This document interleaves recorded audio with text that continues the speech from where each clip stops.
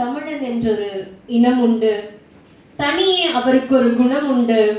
அமிழ்தம் அவனுடைய மொழியாகும், அன்பே அவருடைய வழியாகும். அப்படிப்பட்ட தமிழை வணங்கி சொல்லின் செல்வர், அடுக்குமொழிகளின் அரசர், நம்முடைய நடுவர் கவிஞர் நாகராஜையா அவர்களுக்கு சிறப்பு வணக்கத்தை கூறி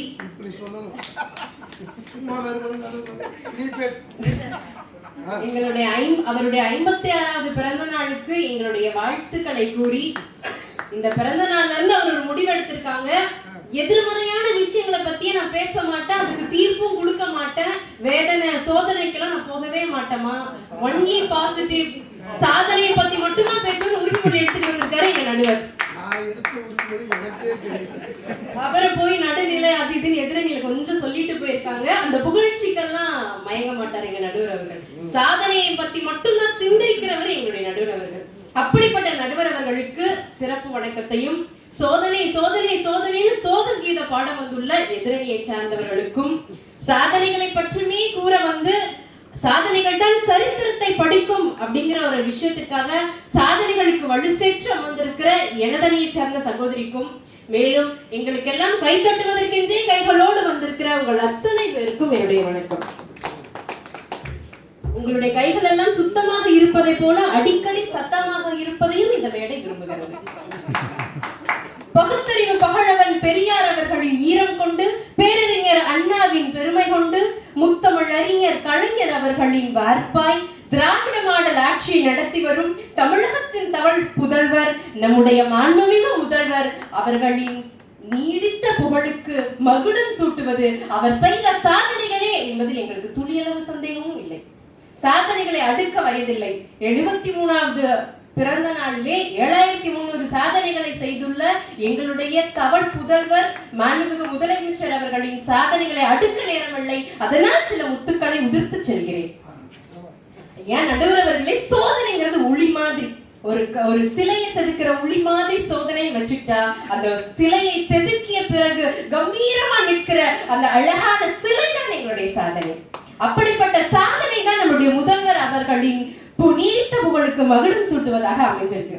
ஐயா, சோதனைகள் எல்லாம் ஒரு மனிதனுக்கு அனுபவத்தை தரலாம், ஆனால் சாதனை தான் சரித்திரம் படைக்கும். சோதனைகள் ஒரு மனிதனுக்கு தனிப்பட்ட அனுபவத்தை கொடுத்து அவரை வாழ்க்கையில் முன்னேற செய்யலாம், ஆனால் மாநிலத்திற்கு அதனால் என்ன நன்மை? அவர் செய்த சாதனைகள் தான் மாநிலத்திற்கே நன்மைங்க. எதிரணியில இருந்து வந்தாங்க, அவர் சிறைக்கு சென்றார், அதை செய்தார் இதை செய்தார் என்று சொன்னார், ஒத்துக்கொள்கிறோம். அது மிகப்பெரிய சோதனை தான், அதை கடந்து வந்தது சாதனை. அந்த சோதனைக்கு அவருக்கு புகழ் கிடைக்கவில்லை, ஆனால் அந்த சோதனையை கடந்து வந்த பிறகு அவர் தீட்டிய சாதனை திட்டங்கள் தான் அவருடைய புகழுக்கு காரணமா அமைச்சது. ஐயா, வீர தழும்புகள் உடலுக்கு அழகாக இருக்கலாம், ஆனால் விடியல் திட்டங்கள் தான் மாநிலத்திற்கு அழகு. அந்த மாநிலத்திற்கு எது அழகு சேர்க்கிறதோ அதுதான் தமிழ்நாட்டின் தவப்புதல்வர் நம்முடைய மாண்புமிகு முதலமைச்சர் அவர்களுக்கும் புகழை சேர்க்கிறது. ஐயா, பசி வந்தா 10ம் பறந்து போகும்னு சொல்லுவாங்க. ஆனா அப்படிப்பட்ட பசி வந்தா கூட நீ பள்ளிக்கூடத்துக்கு வான்னு கூப்பிட்டாங்க. என்னடா பசி வந்தா பள்ளிக்கூடத்துக்கு வர சொல்றாங்கன்னு பார்த்தா, பசி வந்தால் பள்ளிக்கூடத்துக்கு வா, பாடம் படி, பருப்பு சோறும் சாப்பிடு, அதோடு நின்று விடாதே. பசியோடு படித்தால் 1 2 தெரியாது, ஏபிசிடி மறந்து போகும், நம்முடைய உயிர் மூச்சான தமிழ் கூட வராது. ஆனா காலை உணவோடு சேர்ந்து படி, நீ கலெக்டர் கூட ஆயிரலான்னு சொல்லி தமிழக குழந்தைகளுக்கு ஒரு நம்பிக்கை கொடுத்தாரு. இதெல்லாம் சாதனை. இப்படிப்பட்ட சாதனை தாங்க நம்முடைய தமிழகத்தின் தமிழ் புதல்வர் மாண்புமிகு முதலமைச்சர் அவர்களுக்கு புகழுக்கு மகுடம் சூட்டுதுன்னு நாங்க சொல்ல வந்தா, எதிரணியில இருக்கிறவங்க அவருடைய சாதனைகள் எல்லாம் சொல்லி, இத்தனை வயசுல இப்படி ஆனாரு, அத்தனை வயசுல அப்படி ஆனாரு, அவருடைய சாதனைகளை ஃபுல்லா அடிக்கிட்டு இதெல்லாம் வேதனைன்னு சொல்லிட்டு போயிருக்காங்க. துன்பப்பட்டு துயரப்பட்டு கஷ்டப்பட்டு கவலைப்பட்டுன்னு சொல்லி வடிவேல் சொல்ற மாதிரி சின்ன பிள்ளைத்தனமா இல்லைங்களா ஐயா? அவருடைய சாதனையெல்லாம் சொல்லிட்டு இப்படி வேதனைன்னு சொன்னீங்கன்னா நாங்க எங்க போறது? நடுவர்களே, இது மட்டும் இல்ல, அடுப்போதும் பெண்களுக்கு படிப்பதற்கு அப்படிங்கிற காலமெல்லாம் போய் இன்னைக்கு எல்லா பெண்களும் படிக்க வேணும் நினைத்தவர் நம்முடைய முதல்வர்கள். எங்க பெண் என்ன, சரி படிக்கட்டும், ஒரு 5வது வரைக்கும் படிக்கட்டுங்க, 1 மீட்டர் தூரத்துல ஒரு பள்ளிக்கூடத்தை வைப்போம், சரி ஒரு 10வது வரைக்கும் படிக்கட்டும், ஒரு 5 மீட்டர் தூரத்துல அடுத்த மேல்நிலை பள்ளியை வைப்போம் அப்படின்னு வச்சதோடு நிறுத்தாம, ஒரு பெண் படித்து முடித்த பிறகு உயர்கல்விக்கு செல்ல வேண்டும் என்றால் அதற்கும் தடை இருக்கிறதா? வேணாம். அரசு பள்ளியில படிக்கிற ஒரு பெண் அடுத்த உயர்கல்விக்காக போக வேண்டும் என்று சொன்னால் மாதம் 1000 ரூபாய் கொடுக்கிறோம்னு சொல்லி ஒரு பெண் ஒரு மாபெரும் புரட்சி செய்தாரே, இதல்லவா சாதனை. இப்படிப்பட்ட சாதனை தாங்க நம்முடைய தமிழ்நாட்டின் தவப்புதல்வர் அவர்களுக்கு அவர்களின் புகழுக்கு மகுடம் சூடுதுன்னு சொல்றோம். ஐயா, இன்னைக்கெல்லாம் பெண்களுக்கு பேருந்துல இலவசம், பேருந்துல இலவசம் அவ்வளவுதானே அப்படின்னு நினைக்கலாம். அப்படி கிடையாது. ஒரு தாய்மார்கள் ஒரு கிராமத்துல ஊர்ல இருந்து உள்ள தள்ளி இருக்கிற ஒவ்வொரு தாய்மார்கிட்டையும் கேட்டு பாருங்க, அந்த இலவச பேருந்தோட மகிமை தெரியும். கால் கடந்து நடந்து வந்து அங்க பக்கத்துல இருக்க பள்ளிக்கூடத்துல தன்னுடைய குழந்தைங்களை விட்டுட்டு, பக்கத்துல இருக்க பள்ளிக்கூடத்துல குழந்தைங்களை விட்டுட்டு, எப்படி வீட்டுல அடுப்புதுங்கிற அவசியமே கிடையாது. ஏன்னா பிள்ளைகளுக்கு காலை உணவு நம்முடைய ஐயா கொடுத்துறாரு. காலை உணவு கொடுத்து அவங்களுடைய குடும்பத்துல வெளிச்சம் வர்றதுக்காக காலையிலே அடுப்பு பத்த வச்சு குழந்தைகளுக்கு சாப்பாடு போடுறாங்க. ஆக அந்த பெண் தன் பிள்ளைகளுக்கு காலை உணவை கொடுத்து விட்டு அங்க வர ஒரு இலவச பேருந்துல ஏறி சந்தைக்கு வந்து தான் செஞ்ச கைவினை பொருட்கள் எல்லாம் வித்துட்டு மீண்டும் அதே இலவச பேருந்துல போய் தன்னுடைய குழந்தைகளை கூப்பிட்டுட்டு வீட்டுக்கு போறாங்கன்னு சொன்னா இதை விட ஒரு மிகச்சிறந்த சாதனை இருக்க முடியுமா? இப்படிப்பட்ட சாதனை தான் நடுவர்களே நம்முடைய தமிழகத்தின் தவப்புதல்வரின் புகழுக்கு மகுடம் சூட்டுவதாக அமைந்திருக்கிறது. ஐயா, இன்னைக்கெல்லாம் கேள்விப்பட்டிருப்பீங்க, மாதம் 1000 ரூபாய் பெண்களுக்கு கொடுக்குறாங்க. 1000 ரூபாய்ல என்னங்க இருக்க போகுது அப்படிதானே நினைக்கிறீங்க. ஆனால் கணவன் சரியில்லாத ஒவ்வொரு வீட்டிலும் கேட்டு பாருங்கள், 1000 ரூபாயோட மதிப்பு தெரியும்.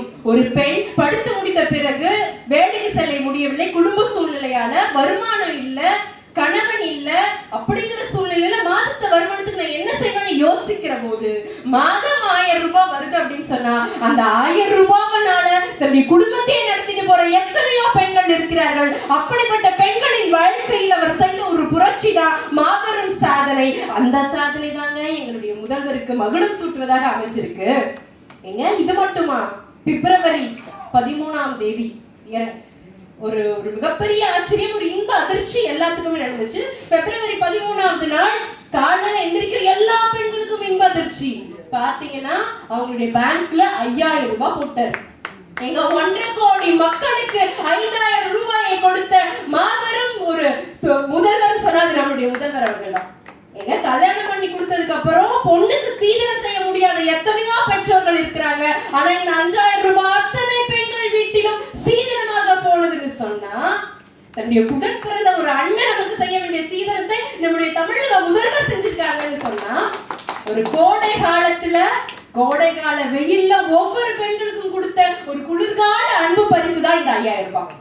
இப்படிப்பட்ட சாதனைகள் தான் நம்முடைய தமிழக முதல்வரின் புகழுக்கு மகுடம் சூட்டுதுன்னு நாங்க சொல்றோம். குடும்ப பெண்களுக்கு 5000 ரூபாய் கொடுத்துட்டாங்கன்னா வயசான பெண்கள் எல்லாம் கும்பிடுறாங்க. ஏன்னா அவங்க ஓஏபி வெறும் 1500 வாங்கிட்டு இருந்தாங்க. தலைவர் பார்த்தார், அங்க 2000 எக்ஸ்ட்ரா. முந்தா நாள் காலையில 7 மணிக்கு எல்லாத்துக்கும் 2000. ஆட்டுத்திறனாளி, திருநங்கை, ஓஏபி எல்லாம். எனக்கு இப்போ என்ன கவலைன்னா, நான் தான் இந்த கவர்மெண்ட்ல வேலை பார்த்தேன். என் பொண்டாட்டி முந்தா நாள் கூட கேட்கறான், இந்த 2000 ரூபா கூட நமக்கு வர மாட்டேங்குது. ஏன் தலைவர் போட்டப்போ ஒரு வார்த்தை போட்டார், தகுதி உள்ள பெண்களுக்கு போட்டார். என் பொண்டாட்டி அந்த தகுதியை ஏன்னா அரசாங்கம் பொண்டாட்டி. நடுவர் அவர்களே, இது மட்டுமா? நம்முடைய பெண்களுக்கு தாலிக்கு தங்கம்னா அந்த காலங்க, தாலிக்கு தங்கம்னு அத்தனை சொன்னீங்க. ஆனா ஒரு பெண்ணுக்கு தேவை தாலிக்கு தங்கமா? இல்லங்க. ஒரு பெண்ணை படிக்க வைப்பதுதான் அவளுக்கு கொடுக்கிற மிகப்பெரிய பரிசு. அடுப்பூதும் பெண்களுக்கு படிப்பதற்கு கேட்ட காலம்லாம் போய் இன்னைக்கு அடிப்பூதும் பெண்களுக்கு அறிவிருந்தால், படித்திருந்தால் அவள் இந்த உலகத்தையே ஆடலாம்னு சொன்னவர் நம்முடைய முதல்வர். சொன்னது மட்டும் இல்லைங்க, செஞ்சு காமிச்சது நம்முடைய முதல்வர் அவர்கள் தான். பெண்களுடைய உயர்கல்விக்கு அவர் அத்தனை விஷயங்கள் செஞ்சாரு. அப்ப மாணவர்கள் எல்லாம் கேட்டாங்க, ஐயா கஷ்டப்பட்டு படிக்கிற குடும்பத்துல இருந்து வந்திருக்க மாணவையா நானு, இப்ப எனக்கு ஒண்ணும் இல்லையா, பெண்கள் இவ்வளோ செய்றீங்களே, இப்ப நம்ம நடுவர் அவர்கள் கூட செஞ்சாங்க, எனக்கெல்லாம் இல்லையான்னு. அப்படி தகுதியுள்ள மாணவர்கள் உயர்கல்விக்கு போகணும்னு சொன்னா அவங்களுக்கு கூட 1000 ரூபாய் நான் கொடுக்கிறேன்னு சொல்லி தமிழ் புதல்வன் திட்டத்தை கொண்டு வந்தாரே, இதல்லவா சாதனை.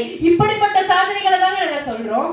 இது மட்டுமாங்க, ஒரு பெண்ணுக்கு செயின்ல இருந்து தங்க கொடி வரைக்கும், தாலி கொடி வரைக்கும் அடமானம் வச்ச காலம் உண்டு. அப்படி எல்லாமே அடமானத்துக்கு போனதுக்கு அப்புறம் இனி நான் என்னங்க செய்வேன்னு யோசிச்ச நேரத்துல நகைக்கடன் தள்ளுபடின்னு சொன்னாங்களே, இது எவ்வளவு பெரிய புரட்சியா இருந்துச்சு. குடும்ப பெண்களுக்கெல்லாம் எவ்வளவு குளிர்ச்சியா இருந்துச்சு. அது மட்டுமா, உயர்கல்வி படிக்கிறியா, நீ படி, உனக்கு கடன் தள்ளுபடி நான் பண்றேன். இதை விட வேணும்னா படிக்கிற எல்லா குழந்தைகளுக்கும் வீடு தேடி வந்து கடன் உதவி, என்ன படிக்கணும் எங்க படிக்கணும் உதவி செஞ்சாங்க. இதுதாங்க மாபெரும் புரட்சியா இருக்கு.